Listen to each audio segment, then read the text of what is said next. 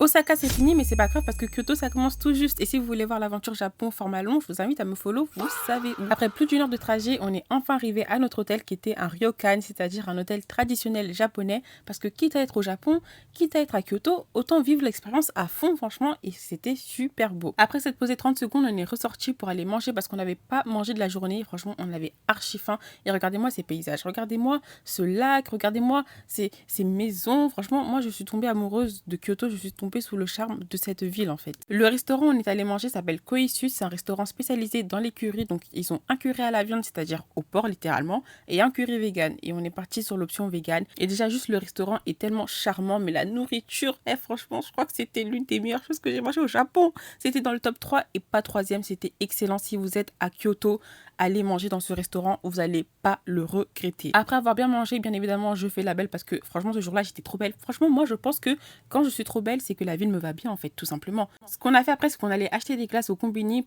pour revenir après se poser au niveau du lac et profiter de cette vue tel un animé, tel un épisode hors série de Bleach. Là, je me croyais littéralement dans un shonen ou dans un shoujo, les gars. Là, j'étais bien avec ma petite glace, la petite vue, la petite brise. Non, franchement, ce jour-là, c'est des contextes qui sont tellement apaisants et ça fait du bien d'avoir des petits moments calmes comme ça au milieu de la tempête et du brouhaha du voyage au Japon. Et surtout, c'est dans les petits moments comme ça que tu réalises vraiment que t'es au Japon en fait, tout simplement. Quand tu vois ça, tu te dis vraiment, mais je l'ai fait, je suis au Japon. Après tout ça, on a décidé de rentrer parce que certes, la journée d'aujourd'hui était pas très intéressante parce qu'on avait fait le voyage Osaka-Kyoto, mais la journée de demain, les gars, était tellement chargée qu'on est rentré pour se reposer.